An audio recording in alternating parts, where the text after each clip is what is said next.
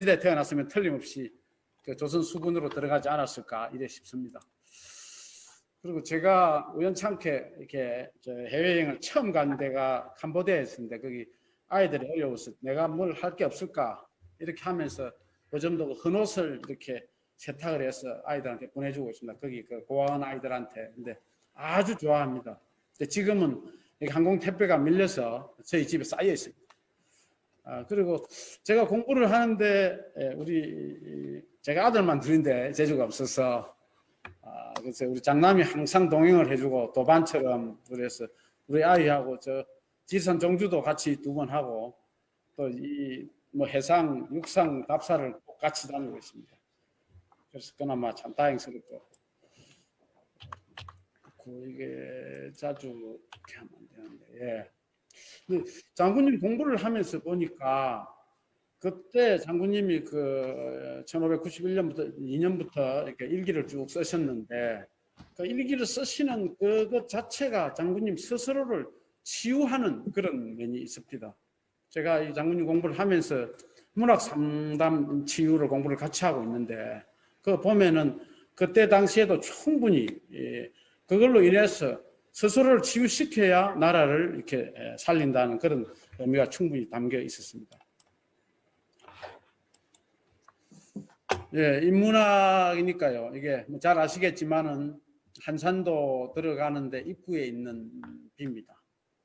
보면 한쪽에는 한산도가가 있고 잘 아시다시피 예, 한산점 달 밝은 밤에로 시작하는 한산도가 그리고 그 옆에는 한산도 야암입니다. 넓은 바다에 가을빛이 저무니 하는 그렇게 하는데 뒤에 예, 나오니까요. 야, 이게 그 적혀 있는 그 시입니다. 한산도 밤에 얼었습니다. 이 시기를 제가 제일 장군님 네. 좋아하는데 이게 네. 공부를 하면서 보니까 장군님이 조선 중기에 한 27편 정도 제가 다시 한번 좀 보내볼게요. 카톡으로. 아주 훌륭합니다. 그래서 이게 과연 그 전쟁터의 장수가 쓴 글이라고 할 수 있는가 할 정도로 한번 읊어보겠습니다. 넓은 바다에 가을빛은 저물고 창기운의 놀란 기력이 높이 떴구나. 가슴에 근심 가득 뒤척이는 밤 희미한 달빛만이 팔과 칼을 비추네 이러면서 딱 원질구로 딱 시의 형식을 갖추어서 이렇게 잘 쓰신 그런 겁니다. 물론 이제 한산도가는 이제 노래부터 먼저 나왔기 때문에 조금 그건 다르지만요. 예. 자, 우선 그 이순신 하면은 생각나는 것 같이 한번 고민해 보겠습니다. 뭐 여기 그 23전 23성이라고는 써놨지만은 실제로 뭐 학자들에 따라서 뭐 60성이 넘는 분도 있고 통상 또 이렇게 우리 센터 쪽에 계신 분들은 한 45전 44성 1무 정도를 보시더라고요. 그래서 이게 전성을 한 비책은 무엇일까도 같이 천천히 한번 살펴보겠습니다. 예. 그 다음에 난중일기가 장군에게서는 그 의미가 뭘까? 그리고 뭐 이게 동서양을 막론하고 거북선 하면 아주 유명한 그거니까 그때 과연 그 거북선의 진짜 순수한 전투함으로서만 의미는 아닐 것이다. 이런 생각이 들었습니다.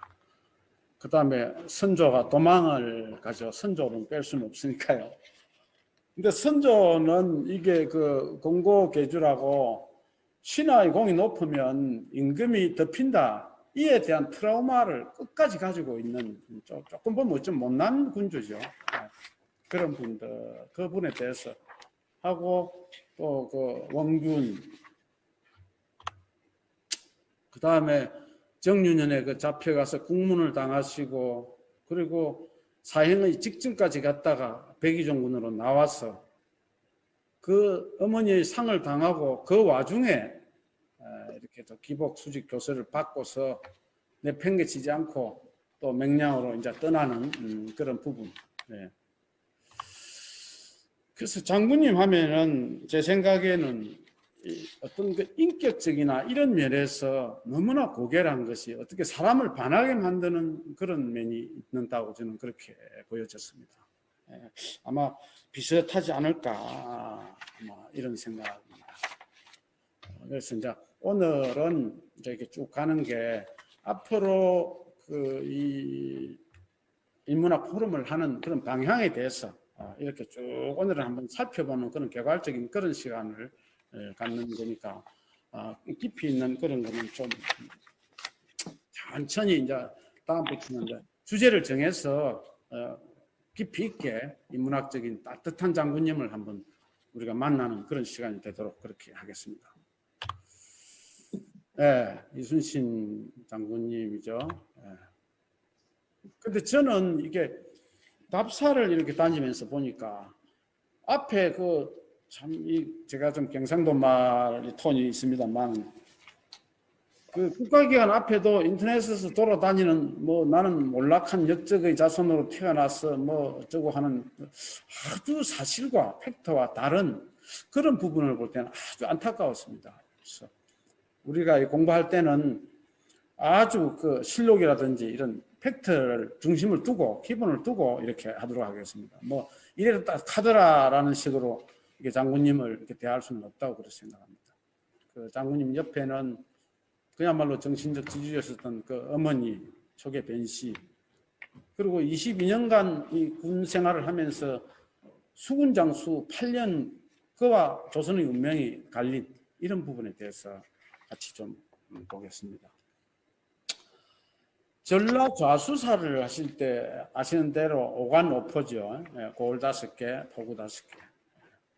근데 이제 삼도수군 통제사를 이제 충청도, 전라도, 경상도를 합쳐서 제가 이렇게 쭉 세어보니까 한 56관 57포가 됩니다. 그리고 이제 그거를 삼도수군 통제사로 계시면서 한산도를 중심으로 해서 이게 제해권을 완전히 이제 장악하는데, 제해권이라는 의미가 단순한 것만이 아니고 사실상 본인이 우키나다가 끝까지 가서 이제 평양에서 이렇게 개각을 한 가장 큰 이유는 물론 맹군이 이제 이렇게 원조해서 내려온 것도 있지만 그 해상 보급로를 완전히 차단을 했기 때문에 굶고 할 수 있는 건 아무것도 없습니다. 그런 의미에서 상당히 이게 의미가 있다 이렇게 생각하고, 그래서 수군 장수로서는 이 선성부준으로 해서 나라와 백성을 구하고 또 해변 고을의 그 관리로서는 앞으로 차분히 알아가겠습니다만 목민관으로서 민본을 실천하신 그런 부분입니다.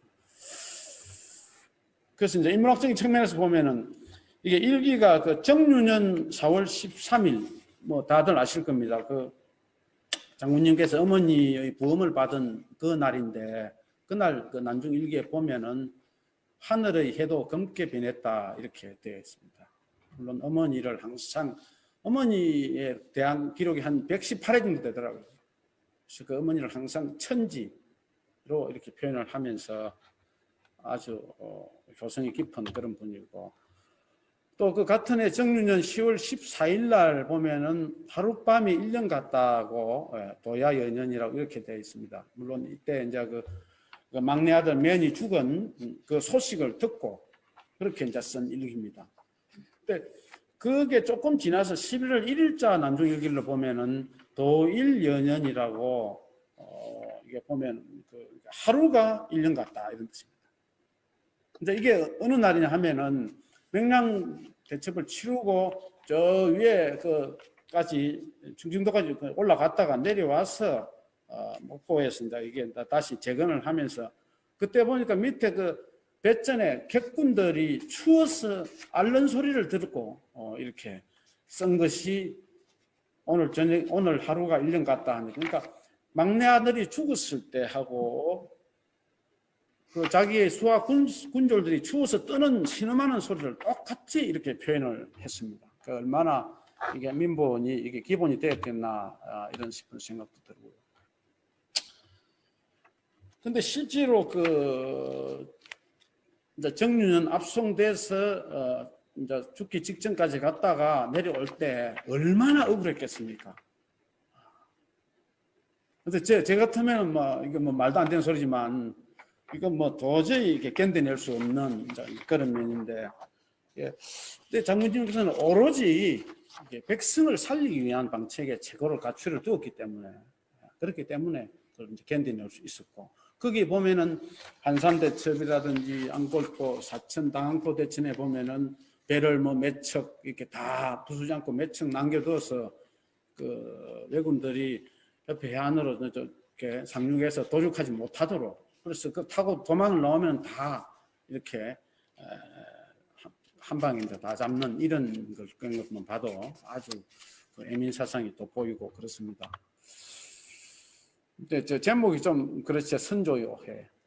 네. 아까 제가 말씀드린 대로 신하가 공이 높으면 임금이 묻힌다 해서 평생 그 트라우마를 했는데, 근데 장군님이 돌아가시고 나서 선조가 참 그때도 옆에서 이제 이렇게 자꾸 이렇게 권하니까 했죠. 엣지로 쓴 제문에 보면은 나는 그대를 버렸지만 그대는 나를 버리지 않았다고 이렇게.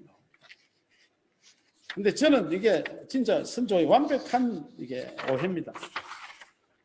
장군님이 사실 버리지 않는 것은 나라와 백성이었지 선조가 아니었거든요. 그런 의미가 충분히, 그게 어떻게 보이냐 하면 그 난중일기를 1592년 1월 1일부터 쓰시게 되는데 항상 초하루하고 보름 되면은 그 만골레 임금이 있는 쪽을 보고서 이렇게 예를 갖추는 그런 행사를 하는데 2차 백의종군이 지난 정유년 이후에는 만골레가 안 나옵니다. 장군님의 그런 어떤 방식이죠. 그리고 전쟁터에서도 끝없이 이렇게 독서를 하고 하는 이런 부분이 단순한 전쟁터의 칼잡이가 아니고 문무를 다 갖춘 그런 장군님이 이렇게 다 이렇게 부대를 이끌어 가니까 소위 말해서 이제 뭐 공자의 중심 사상이기도 합니다만은 인이 어질인자가 통하는 어떤 이 자발적인 군대를 만들었다, 저는 이렇게 봐죠.